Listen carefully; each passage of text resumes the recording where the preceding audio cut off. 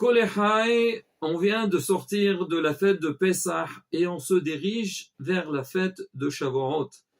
Hachamim disent que ces deux fêtes, ils sont très liés et la période du Homer, c'est comme un pont entre les deux.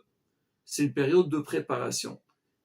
La fête de Pessah, c'est la libération du corps. Le Ham Israël, il est sorti d'Égypte, il était en esclavage, et à Shavuot, il a reçu la Torah. Donc pendant cette période-là, on va essayer de nous préparer pour recevoir la Torah. C'est ce qu'on dit toujours, Derech Eres Kadma la Torah. Avant de recevoir la Torah, on a besoin de travailler sur nous-mêmes pour être prêts pour recevoir la Torah. Alors pour ça, Hachamim, ils ont instauré pas mal des lectures à faire, des passages à lire pour nous préparer. En l'occurrence, le livre de Shlomo HaMelech, les proverbes de Shlomo, Sefer Mishlei. Alors, il est coutume de lire ça tous les jours entre Mincha et Arvit, et aussi le jour même de Shavuot, on essaye de lire tout le livre de Mishlei. Alors maintenant, Shlomo HaMelech, avant de transmettre donc ses enseignements, il a commencé avec une phrase pour nous expliquer de quoi il s'agit et nous intéresser. Alors le premier verset, il dit Mishlei Shlomo ben David, Melech Israël. Les proverbes de Salomon, ben David, le fils de David HaMelech, Melech Israël, que lui-même Salomon était le roi d'Israël. Maintenant, c'est quoi le message? Qu'est-ce qu'il voulait dire avec ce verset-là? Tout d'abord, il nous dit, sachez que la majeure partie de ce livre, c'est des paraboles, des proverbes. Pourquoi?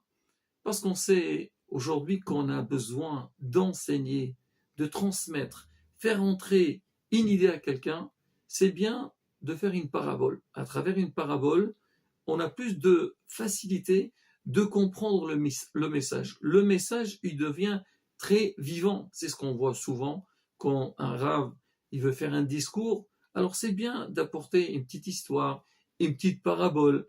À travers ça, le message qu'il va transmettre, il va être clair, il va être vivant. Même si on regarde un petit peu, même dans la vie de tous les jours. Déjà au niveau de l'enseignement. Un bon professeur, quand il va enseigner une leçon à ses élèves, au début, il doit leur dire les règles, la théorie.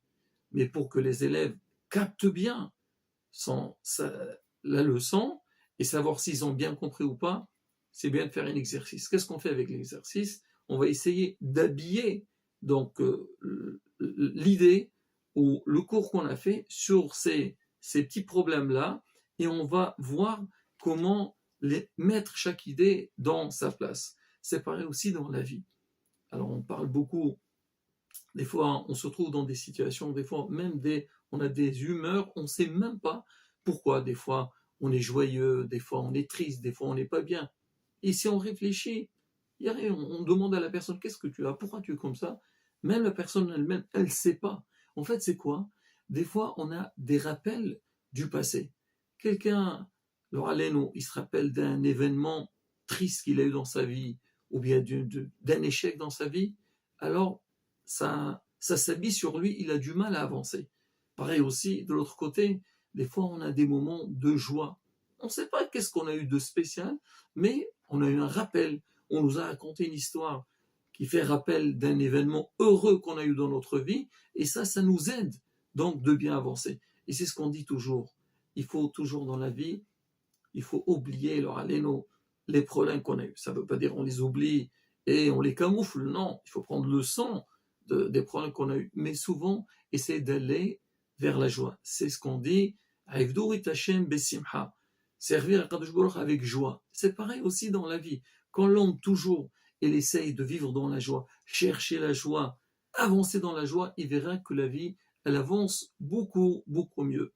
Donc c'est pareil aussi, Shlomo HaMelech, il a trouvé important que les messages qu'il va nous transmettre, ça passe par des paraboles. Et donc c'est facile à capter. Mais on sait très bien, quand on écoute des histoires ou des paraboles, ça dépend, c'est qui nous les donne.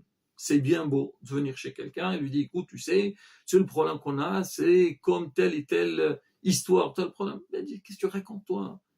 Mais quand la personne qui nous transmet ça, où il fait ses parallèles, c'est quelqu'un de qualité, c'est quelqu'un qui est sage, là son message, il est différent. Alors, Shlomo Amer, alors il précise, Michelet, donc les paraboles que je vais vous donner, vous savez, c'est qui les a enseignées? C'est pas de la gava, rabotai, c'est pas de l'orgueil. Premièrement, Michelet, Shlomo. Shlomo, on sait que lui, c'était la personne la plus sage du monde. Comme c'est marqué, Wayhkam Amelech Shlomo. Akadosh Baruch Hu, il a attribué à Shlomo Amelech donc le titre d'être Hacham. Hacham, Mekol Ha'adam. Deuxièmement, Ben David, le fils de David Amelech. On sait c'est qui David. Donc Shlomo Amelech, c'est pas n'importe qui, quelqu'un qui a, on va dire, d'accord, il a réussi dans sa vie, mais aussi, il a reçu beaucoup de son père qui est David Melch Israël. Donc le roi, c'est pas n'importe qui.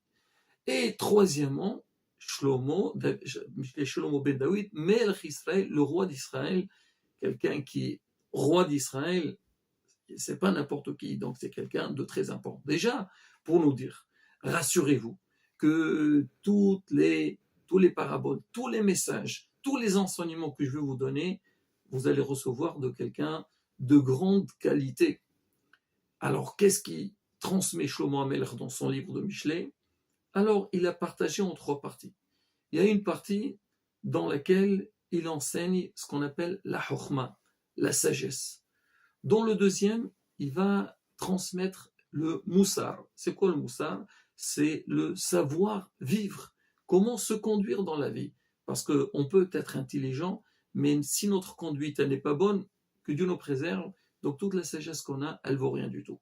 Et la troisième chose, c'est la Torah. Il y a beaucoup d'enseignements de Torah, on voit même des fois dans la Gemara, on essaye de faire une recherche, on apporte des passages qui sont marqués dans Michelet. Pour dire que quoi? Que tout ce que Shlomo Amelech il a mis dans son livre, donc c'est vrai qu'il y a des enseignements pour la vie, mais il y a aussi beaucoup d'enseignements qui sont basés sur la Torah. Shlomo Amelech, en même temps qu'il nous a cité ces trois titres qu'il a eus, il nous fait rappel aussi d'autres livres qu'il a écrits. On sait que Shlomo Amelech, il a écrit aussi Shir HaShirim. C'est ce qu'on lit tous les vendredis soirs à l'entrée de Shabbat, Shir HaShirim Asher Lishlomo.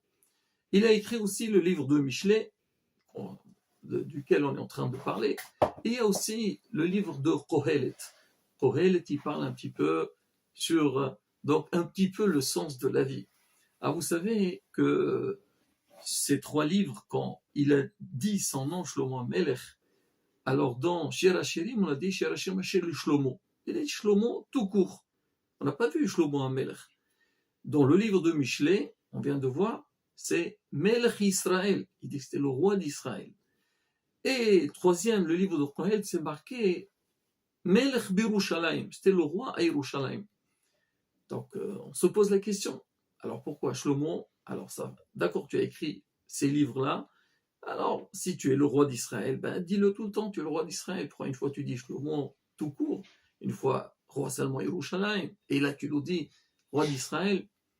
En fait, on dit que Shlomo Amelech, ces trois livres, il les a écrites dans trois périodes différentes de sa vie. Le livre de Shir HaShirim, il a écrit quand il était petit. Le livre de Michelet, il a écrit quand il était jeune. Et le livre de Kohelet, il a écrit à la fin de sa vie. Et justement, le livre de Kohelet, on a l'habitude de le lire à Simchat Torah.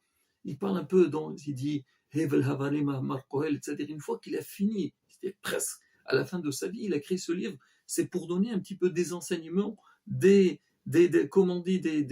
expériences qu'il a eues dans sa vie. Alors on dit, le livre de Shir HaShirim, il a écrit quand il était petit, il a dit Shlomo, pas plus. Shir HaShirim Asher Shlomo, le petit Salomon. Le livre de Michelet, il écrit quand il était jeune. C'est-à-dire quoi? Avec toute sa force. Et vraiment, il était, comme on dit, le vrai Shlomo HaMelech. Alors il dit, Melech Israël, t'es le roi d'Israël. Donc c'est un titre très large, et donc qui symbolise tout.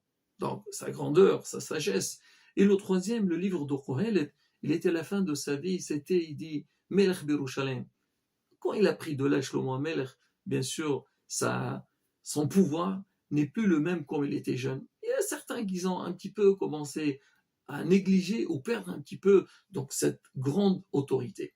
Mais quoi qu'il arrive, donc dans ce livre-là de Michelet, alors Shlomo Amelech, alors il vient nous dire Michelet Shelomo ben David Melech Israël, pour dire que quoi, alors on ne parle pas de n'importe qui, on parle de quelqu'un de très important. Et même Hachamim, il précise, alors Rabotai, tout ce que je dis, je l'ai pris du livre de Miram Loez, ça vaut le coup, Rabotai, de l'étudier, de le connaître, et on essaiera de transmettre ce qu'on peut. Il dit qu'on veut apprendre des choses, des paroles de sagesse. Des fois, on peut entendre des paroles de sagesse de quelqu'un de sage, un homme qui est hacham, qui est intelligent, tout court. On dit c'est vrai qu'on entend quelqu'un d'intelligent, quelqu'un il peut être intelligent, mais il n'a pas la crainte d'Hachem, ou il n'a pas on va dire, une expérience qui est liée avec la Torah. On dit celui-là, c'est vrai, c'est bien, des vrais chokhmah. Mais des fois, quand c'est pas basé sur la Torah, alors la personne, hasbe shalom, la sagesse qu'il a, il peut l'utiliser pour le mal. Et surtout, quand des fois il est confronté à des problèmes dans la vie, ou des fois il a des envies, il est très fort, donc c'est pas terrible. Des fois, la sagesse, elle peut venir aussi de Ruach HaKodesh. Ruach HaKodesh, c'est important. Donc, tout vient de l'Akdusha. Ça veut dire que l'homme, il a envie d'avancer et aller vers le Derech d'Akadosh Baruch Hu. Mais il y a un niveau qui est encore plus fort, c'est que quand la personne, elle a toute la sagesse qui est basée sur la Torah. Alors, Shlomo HaMelech, il vient nous dire dans ce livre-là, sachez que moi, Baruch Hashem, je possède tous ces facultés-là. Lui-même, Adam, Shlomo, le fils de David HaMelech, et lui-même aussi, c'était le roi d'Israël, il avait une certaine kdusha, il parlait avec Akadosh Baruch Hu. Et plus que tout ce qu'il dit, il est basé sur la Torah, il fait des enseignements de la Torah. Comme il est marqué, Shlomo, il le dit dans son livre de Michelet, il dit Bi melachem yimlocho. Les rois, ils doivent gouverner, régner avec la Torah. Alors, on a fait un petit peu donc une explication pour introduire ce livre de Michelet pour nous dire combien on a intérêt donc de se connecter à ce livre déjà pour apprendre comment on dit, le derech eretz, le savoir-vivre, connaître un peu les lois de la Torah et savoir comment Bezat Hashem nous conduire. Il y a la tzon que Bezat Hashem, à travers donc les passages qu'on expliquera, on aura donc une vraie chokhmah, réelle dans Derech HaTorah Musod, et on se prépare comme il faut pour la réception de la Torah le jour de Shavuot. Amen.